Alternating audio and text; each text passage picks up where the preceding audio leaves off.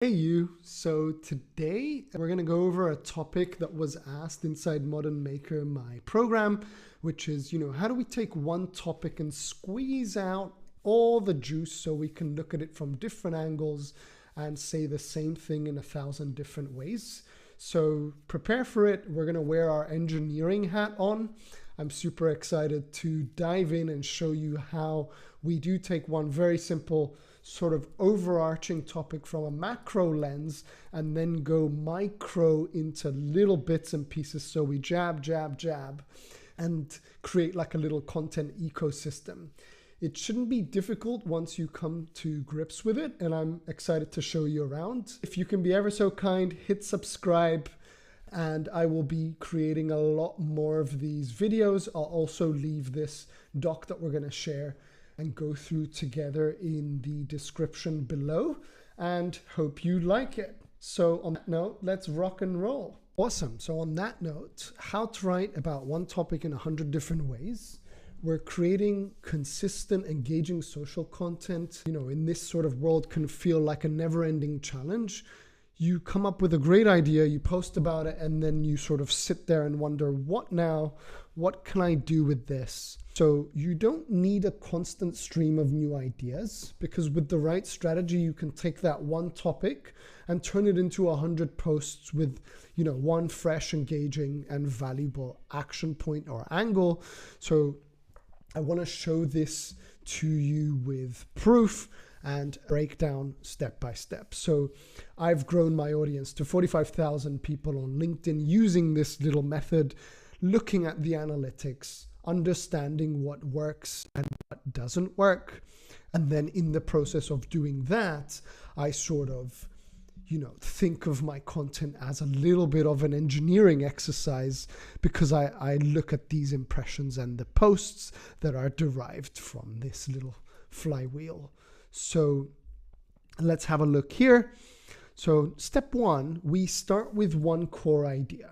We pick a topic that resonates with our audience, and it should be broad enough to break into smaller pieces, but specific enough to provide immediate value, right? So for example, in my world as a business consultant, as a writer, one of the recurring topics that comes up is how to get more clients on LinkedIn.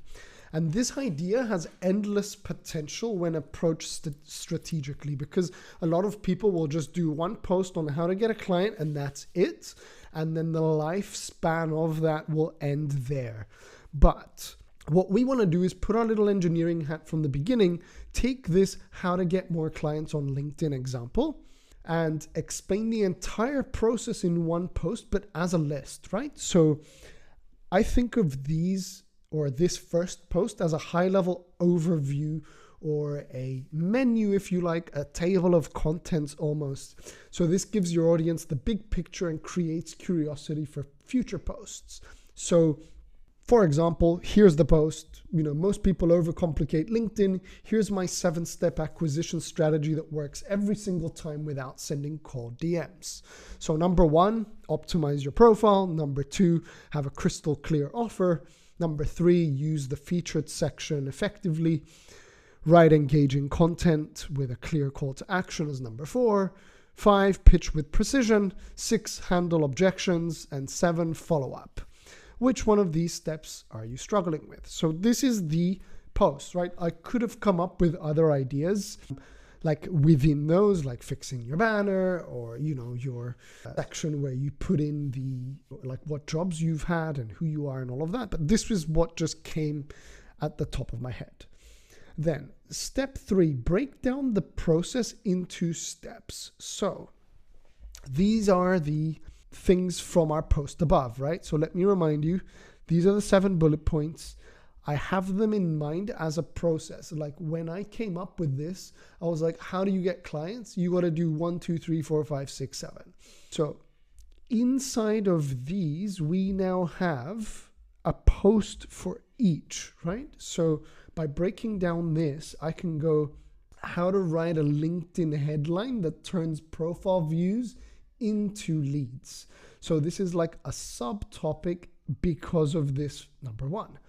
right? Optimize your LinkedIn profile. Number 2, create a crystal clear offer. Can I tell someone in a different post how to do that? So how to create a crystal clear offer that makes clients say, take my money. So that's another post, right? Number 3, use the featured section effectively. How to use the featured section to showcase your expertise and close more deals, right? So out of this one post, obviously I haven't written all of them. We have just birthed potentially 7 posts. Like for now, I've just given you the hooks for the first 5, my apologies. But I think of them as how I do something or how to do something so I can get into that sort of mechanical way to educate and give advice. So far, so good. Okay, hopefully it's having like little moments for you. But now we've taken the process and broken it down and we've got example posts. Then I think to myself, okay, in the process of optimizing my LinkedIn, creating an offer, fixing my featured section, writing compelling call to actions, I might face challenges at each and every step, right? So for example, in my headline, am I struggling with a vague LinkedIn headline? Here's how to make it crystal clear. So now I'm addressing the hurdles, right? Putting on my challenges hat. So with these challenges, I can create more posts that address those specific problems that my audience faces. So with my offer, maybe when I'm creating an offer, I'm experiencing decision fatigue because I have too many. So I want to use this clarity hack so I can have a crystal clear promise or outcome or whatever it may be. I don't know what to include in my featured section. This guru said have 5 featured section items. This other guy said have 1. My friend has a bunch of posts on there, his best one. So I'm really confused. What do I include? Right? So overwhelmed by what to include. I'm thinking of it from a challenge. And now I've got another 5 examples. I could have done 7, but you get the gist. Then step number 5, I want to highlight the mental shifts I need to do for each step. So for every practical step, there's a mindset shift that needs to happen. And I can highlight those mindset shifts or mental adjustments to provide a deeper layer of value for my reader and spawn another 7 posts, right? So I've done 4 of them here. Number 1, your LinkedIn profile isn't a resume, it's your client attracting sales page. Here's how to shift your perspective. And then I would write a post saying, the old way of doing LinkedIn was treating it like your CV, but nowadays it's like a sales page, and here's how to shift your perspective. So using mindset in something that was previously educational and process driven gives me another 7 posts, right? Or now looking at our offer, why clarity beats complexity when crafting your LinkedIn offer, and how that realization changed everything for me. So again, looking at clarity in terms of the offer and how that realization, so having a clear offer and being clear about it, is much more important. How to stop fearing follow-ups. A lot of people are scared when they do follow-ups. So this stemmed from actually me looking at, follow up effectively, right? Build trust and close deals. Yeah, but that has a mindset shift that I need to take. So we went from doing the follow-up to handling objections to following up without sounding like you're just checking in. And then basically the fear behind follow-ups and starting to see them as opportunities to add value. How many posts have we got so far? I've lost the plot, but hopefully you're seeing the lenses. Just because we said, here's how to get clients on LinkedIn, we've now birthed more and more and more posts on that same one. Now, step number 6, we can share stories and testimonials.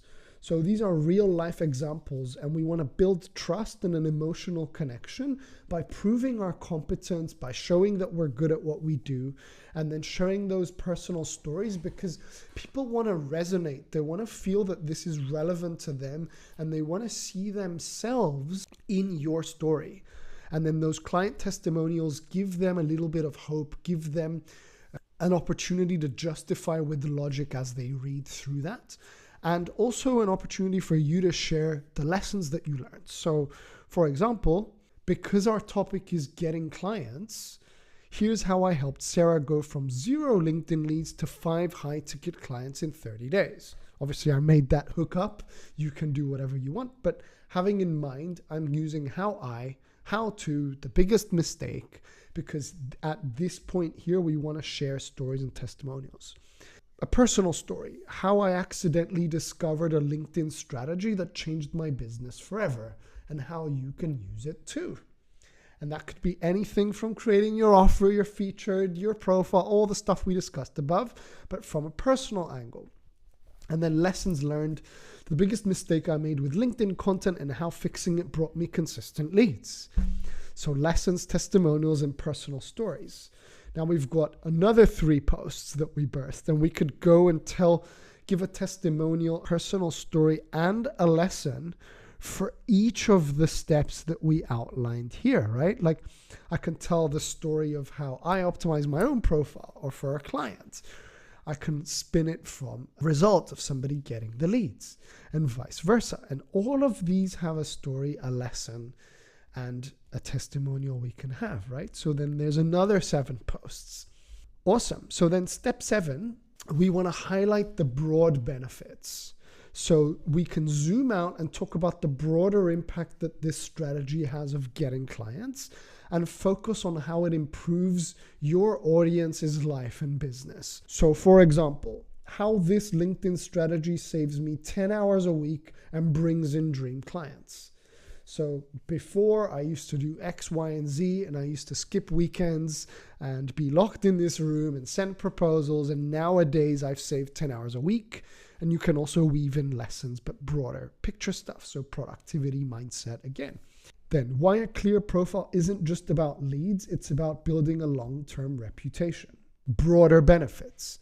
How a well-structured content strategy gave me more freedom to focus on what really matters. So we're bringing in the life side of business, not only the business and the boring, mechanical, educational, and procedural stuff.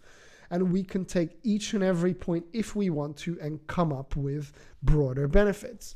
Now, I know, for example, on LinkedIn, because that's my primary platform, speaking about productivity, focus, or authority leadership shows or works better, I would say. So you can have opinions on that and weave them into your content strategy. And then number 8 is experimenting with different formats. So if you reimagine the ideas above in different content formats to keep your audience engaged, we could use them as text-only posts, we can have carousel posts, we can have video posts, we can have infographic guides and stuff, and then we can switch them around. So text post on, your LinkedIn profile is repelling clients. Here's 3 ways that we can fix that. A carousel post on your LinkedIn profile and how it should look, and then you can have screenshots and stuff of all of that.